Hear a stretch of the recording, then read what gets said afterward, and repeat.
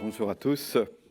Donc effectivement, le titre de ce jeudi théologique est volontairement provoquant. À quoi sert l'Église?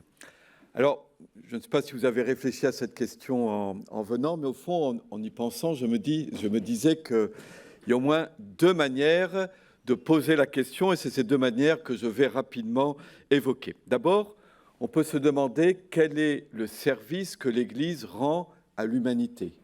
Et puis ensuite, quelle est la place de l'Église dans le plan de salut de Dieu? À quoi sert l'Église aux yeux de Dieu pour réaliser son projet qui est de sauver le monde? Et donc je vais traiter successivement de ces deux questions, puis essayer de faire à la fin un lien entre les deux. Alors tout d'abord, à quoi sert l'Église pour l'humanité? Contribue-t-elle à la paix, à la prospérité, au développement des sociétés où elle est implantée?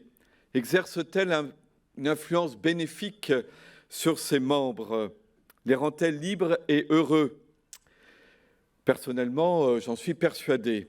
Mais nous savons que certains sont d'un avis contraire. Ils estiment que l'Église, au contraire, a une influence néfaste.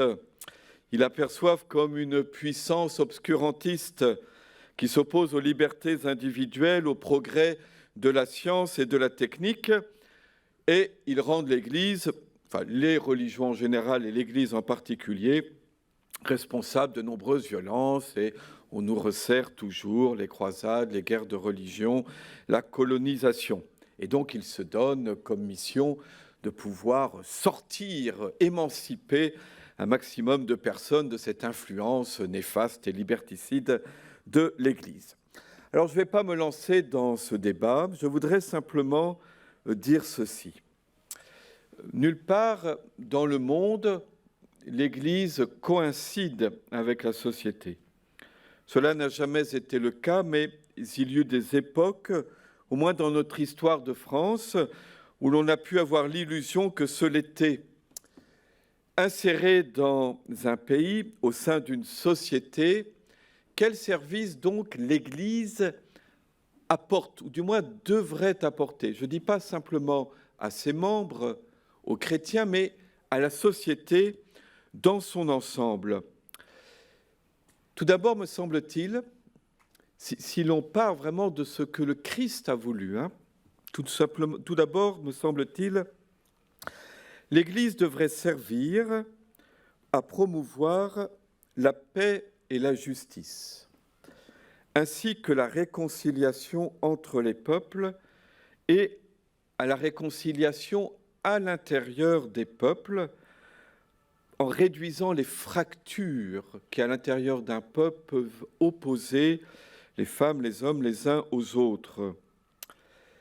Je crois que l'Église, au sein d'une société, devrait servir à favoriser le lien social, à lutter contre la solitude. C'est particulièrement vrai dans nos villes où il y a beaucoup de solitude. Ce que je suis en train de vous décrire, au fond, c'est qu'est-ce qu'une paroisse au sein d'une grande ville peut faire, peut offrir, peut apporter, non seulement à ses membres, mais à tous ceux qui habitent au sein d'une ville. Et c'est vrai aussi, bien sûr, en monde rural.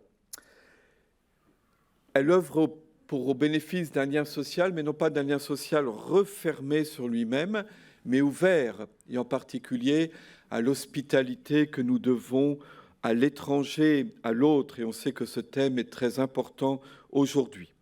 Le premier lien social que l'Église défend et promeut, le lien social fondamental, c'est celui de la famille. Et on sait l'importance de la famille dans la société. Si l'Église défend la famille, ce n'est pas pour défendre un modèle archaïque, traditionnel, ancien, contre les évolutions contemporaines, mais c'est parce que nous avons cette conviction que le lien familial est essentiel à la fois pour le bien des individus et pour le bien de la société. Mais pas une famille close sur elle-même. Ce qui est vrai de la société, l'est vrai de la famille aussi. Une famille ouverte, pas la famille bastion, mais une famille ouverte sur le monde dans lequel nous vivons. Il me semble que l'Église, les paroisses, devraient offrir des lieux d'accueil, d'écoute et de miséricorde face à tant de souffrances. Au sein des grandes villes bruyantes, comme des plus petites communes, ces églises devraient offrir des lieux de silence, de recueillement et de paix accessibles à tous, ce qui suppose qu'elles puissent être ouvertes. L'Église a également dans les sociétés un rôle de veille. Elle est la gardienne du respect intégral de la personne humaine. Là encore, elle n'est ni arc-boutée contre le progrès, contre la modernité, mais non plus, elle n'est pas disposée à bénir toutes les évolutions de la société afin de rester en tout prix en phase avec les hommes de son temps et surtout de ne jamais déplaire. Si c'était ça notre position, alors nous ne servirions à rien. S'il s'agissait simplement de suivre toutes les évolutions en ayant le souci de surtout ne jamais déplaire. À quoi bon? Pourquoi l'Église parlerait-elle et à quoi servirait-elle? Au contraire, l'Église sert la société en exerçant un discernement exigeant, éclairé par la parole de Dieu et rationnellement fondé sur le bien intégral de la personne humaine. Dans les pays où elle s'implante, les pays de mission, l'Église sert les cultures, elle ne les détruit pas. Et en particulier, l'Église ne doit pas importer une culture occidentale qui détruirait, se substituerait aux cultures locales. Elle sert les cultures, elle respecte leur diversité et elle reçoit d'elles. Si elle exerce une influence sur ces cultures, si elle les transforme, c'est en combattant les coutumes et les lois qui offensent la dignité de la personne humaine et c'est en promouvant le développement à la fois matériel, intellectuel, spirituel des hommes comme des femmes dans les cultures où elle s'implante. L'Église ainsi sert l'humanité en fondant des hôpitaux et des écoles ouvertes de la même manière aux garçons et aux filles, et en consacrant beaucoup de force et de moyens à la santé et à l'éducation. Si l'Église fait ça, ce n'est pas simplement un moyen pour capter les gens, une espèce de prosélytisme, mais c'est vraiment pour servir l'homme, l'être humain, vous voyez, pour servir l'humanité. Et finalement, évidemment, ça regroupe tout ce que je viens de dire. Le plus grand service que l'Église rend à l'humanité, c'est en annonçant la bonne nouvelle de Jésus-Christ, parce que Jésus-Christ est venu pour tous les hommes. Alors, bien entendu, cette description est idéale. Les femmes et les hommes qui composent l'Église ne sont jamais à la hauteur de cette tâche. Il est facile d'aligner des contre-exemples historiques et de montrer combien l'Église, souvent, au lieu de servir, a été animée par une volonté de pouvoir et d'expansion plutôt que de service et de témoignage. Bien entendu, c'est si facile de le montrer et nous devons toujours nous interroger. Mais en même temps, combien de femmes et d'hommes chrétiens se sont vraiment engagés au nom de leur foi pour un service désintéressé qui a rendu et qui rend toujours le monde plus humain. Il ne faut pas suspecter systématiquement cet idéal ni y renoncer. Il est important de dire, de rappeler cet idéal de service afin de toujours tendre vers lui. Je vais maintenant passer au deuxième volet. À quoi sert l'Église? À quoi sert l'Église sur le plan du salut? La question ici devient, pour être ami de Dieu, ne suffit-il pas de croire en Jésus-Christ, de s'efforcer d'aimer, sans avoir à adhérer à une Église, à croire en des dogmes, à célébrer des rites, à se plier à des règles édictées par une hiérarchie ecclésiastique? Jésus-Christ, oui, l'Église, non, n'est-ce pas ce que beaucoup pensent? Un grand nombre de nos contemporains sont intéressés par Jésus, sont touchés par son message de liberté, de paix, de compassion, mais considère, non sans raison, que ses disciples, au cours des siècles et aujourd'hui encore, ont trahi et sa personne et son message. À leurs yeux, l'Église fait écran entre le véritable Jésus et nous. Les scandales qui touchent régulièrement l'Église, ils concernent, comme toujours et partout, non seulement l'Église, mais toute institution, soit l'argent, soit la sexualité, et sont toujours liés en dernière analyse à une forme dévoyée de recherche ou d'exercice du pouvoir. Ces scandales qui touchent malheureusement et régulièrement l'Église alimentent ce rejet, cette méfiance vis-à-vis de l'institution. Et de son temps, Jésus lui-même ne s'est-il pas élevé contre la hiérarchie du temple de Jérusalem? Ne s'est-il pas affronté aux plus religieux de ses contemporains, les pharisiens? Et donc, l'Église catholique n'aurait-elle pas reconstitué ce contre quoi Jésus, son fondateur, avait combattu? Voilà la question. Elle est sérieuse. Et pourtant, sans nier donc tous les péchés, toutes les insuffisances des chrétiens au cours des siècles et aujourd'hui encore, comment l'Évangile serait-il arrivé jusqu'à nous sans l'Église? Et déjà, je rappelle que l'Évangile lui-même, nos 4 évangiles, le Nouveau Testament, a déjà été constitué par l'Église. Vous savez, parmi toute une masse d'écrits, l'Évangile, la Bible elle-même est déjà une œuvre de la tradition de l'Église. Comment aurions-nous connu Jésus sans une communauté qui transmet de génération en génération la mémoire de sa vie et de son enseignement? Plus encore, comment pourrions-nous vivre de sa vie, car c'est bien cela, le christianisme, vivre de la vie du Christ, sans un lieu où cette vie est communiquée par la prédication et la célébration des sacrements? L'Église joue un rôle essentiel, indispensable dans le plan du salut. Et pour cela, pour le comprendre, il faut rappeler quelle est la nature de l'Église. Trop souvent, on confond l'Église avec sa seule structure hiérarchique. Alors c'est le cas lorsqu'on demande toujours « qu'est-ce que l'Église pense à tel ou tel sujet ?» Vous savez, la réponse que nous donnons toujours, c'est de dire « mais vous faites partie de l'Église, si je m'adresse à des chrétiens, qu'en pensez-vous vous donc ?» Qu'est-ce que l'Église pense sur tel ou tel sujet? Dans la tête de beaucoup de gens, c'est quelle est la position du pape? Vous savez, comme si l'Église se réduisait à la personne du pape, des évêques et des prêtres. C'est aussi, vous savez, lorsque des gens s'adressent, comme ils disent, à l'Église, c'est-à-dire aux prêtres, pour demander un baptême, un mariage, une communion, à peu près de la même manière qu'un administré s'adresse à une administration ou un client à un prestataire de service. On voit ça beaucoup pour les mariages. C'est quelque chose qui met mal à l'aise, pour ne pas dire qui agace le prêtre qui reçoit ces demandes. Bien entendu, la hiérarchie fait partie de l'Église, mais l'Église ne se réduit pas à la structure hiérarchique.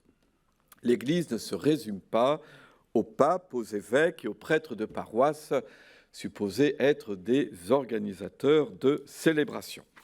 Elle est, l'Église, la communauté à la fois visible et invisible de toutes celles et ceux qui sont unis par une même foi en Jésus-Christ, par un même baptême, qui célèbrent une même Eucharistie et qui sont sous l'autorité des pasteurs.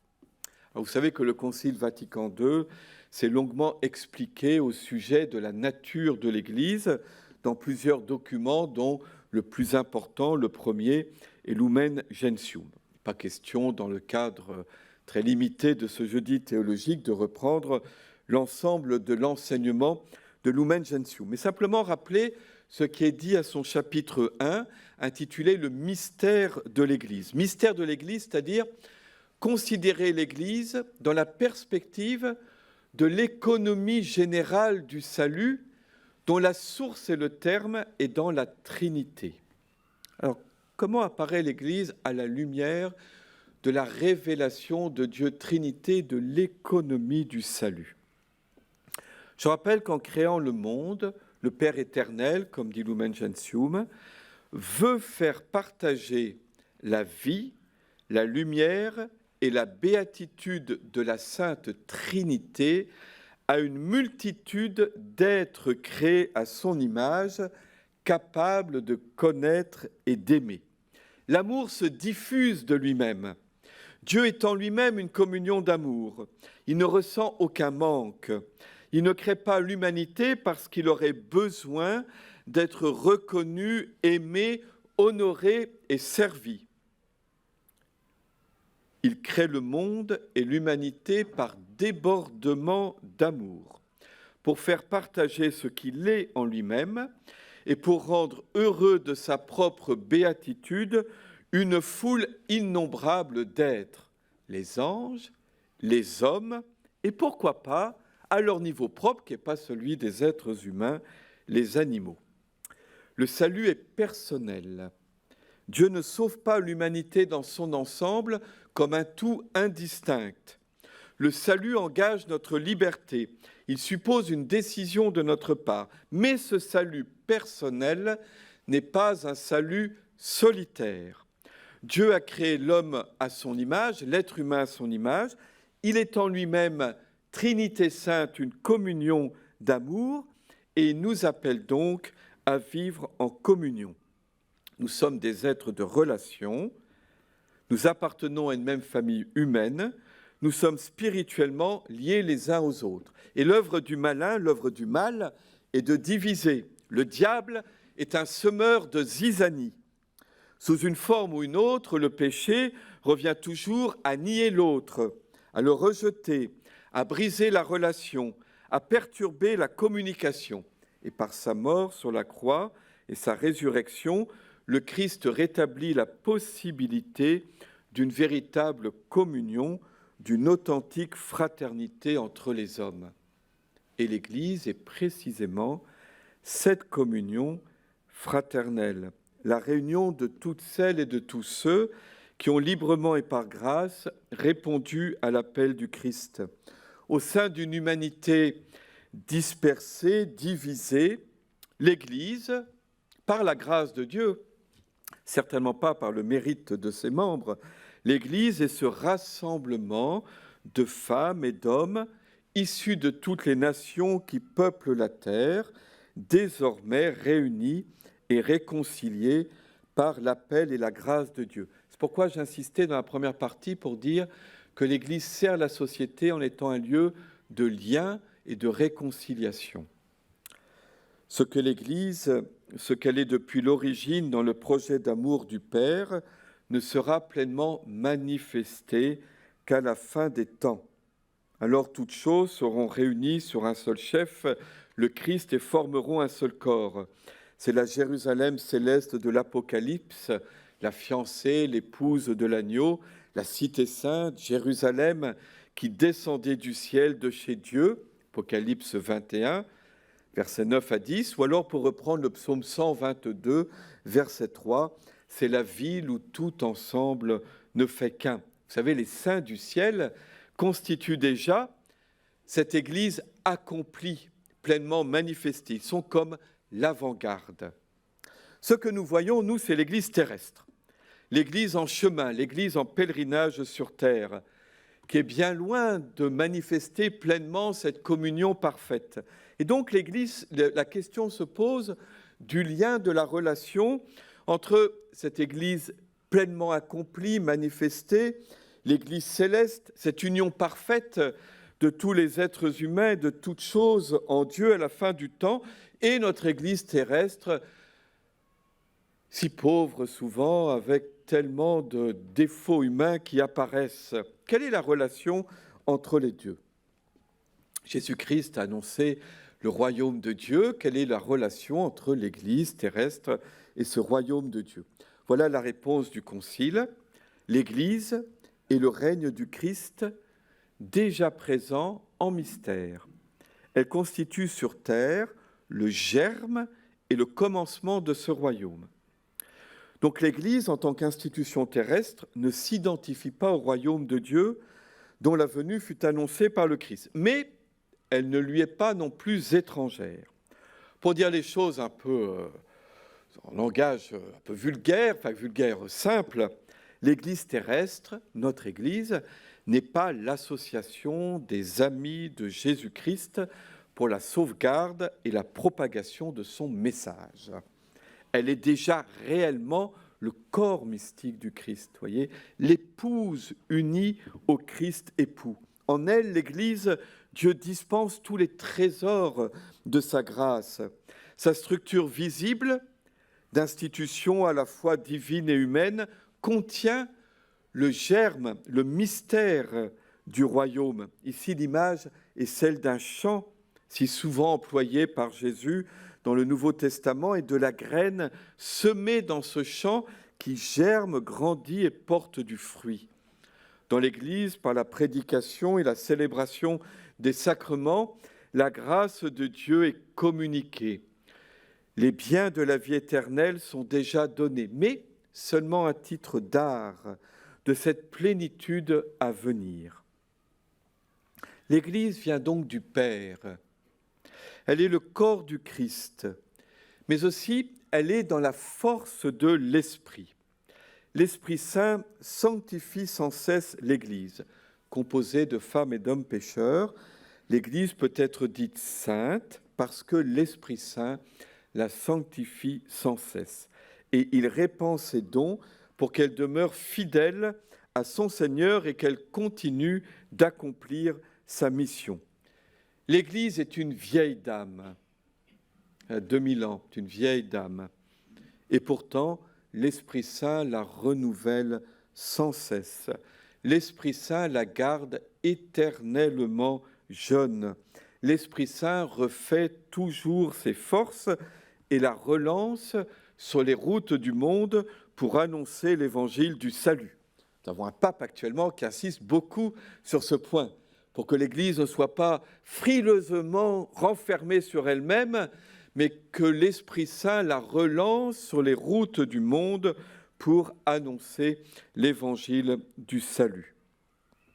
C'est ainsi que le Concile, avant de traiter de l'Église comme peuple de Dieu, puis de la hiérarchie, puis des laïcs, puis de la vie consacrée, le Concile nous invite à porter un regard de foi sur le mystère de l'Église. Nous risquons toujours d'être obnubilés par les questions institutionnelles, les problèmes d'organisation, les statistiques sur le nombre de catholiques. L'Église est-elle en augmentation ou en perte de vitesse, en expansion ou en réduction?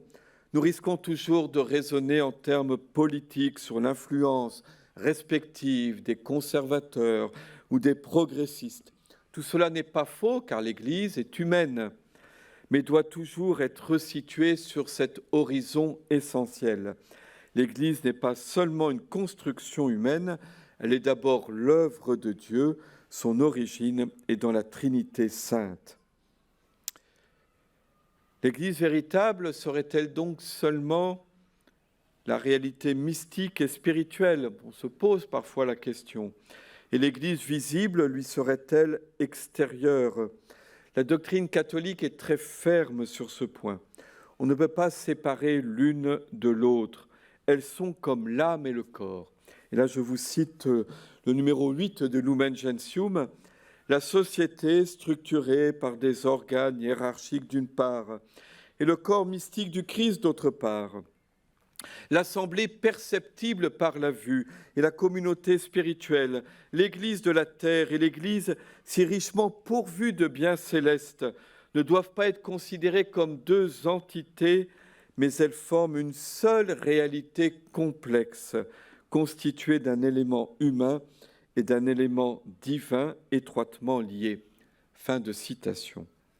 Ce mystère de l'Église, cette réalité de l'Église est célébrée dans l'Eucharistie. Non pas que l'Eucharistie soit l'auto-célébration de l'Église, certainement pas, mais la célébration de l'Eucharistie manifeste visiblement ce qu'est l'Église. Lorsque les chrétiens se rassemblent pour la messe, cette communauté rassemblée, présidée par le prêtre autour de l'autel, représente en visible l'assemblée des saints du ciel autour du trône de l'agneau, tel que l'a décrit l'Apocalypse. Le mystère de l'Église est représenté dans la célébration de l'Eucharistie. L'Église qui à la fois déjà se reçoit dans sa réalité ultime de Dieu, de la Trinité, qui en même temps est en marche vers cet accomplissement. Ainsi donc, en conclusion, à quoi sert l'Église ? Elle est le moyen du salut. C'est par elle que la grâce du Christ est communiquée, qu'elle se répand, qu'elle se diffuse jusqu'aux extrémités de la terre et au terme de l'histoire. Et en cela, l'Église sert l'humanité, les sociétés dans lesquelles elle est implantée. Mais elle n'est pas seulement un moyen, elle est aussi le terme, le but, l'accomplissement de toute l'œuvre du salut. Elle est l'Église céleste, l'assemblée des saints qui louent sans cesse le Seigneur et sont irradiés, transfigurés par sa gloire. Je vous remercie.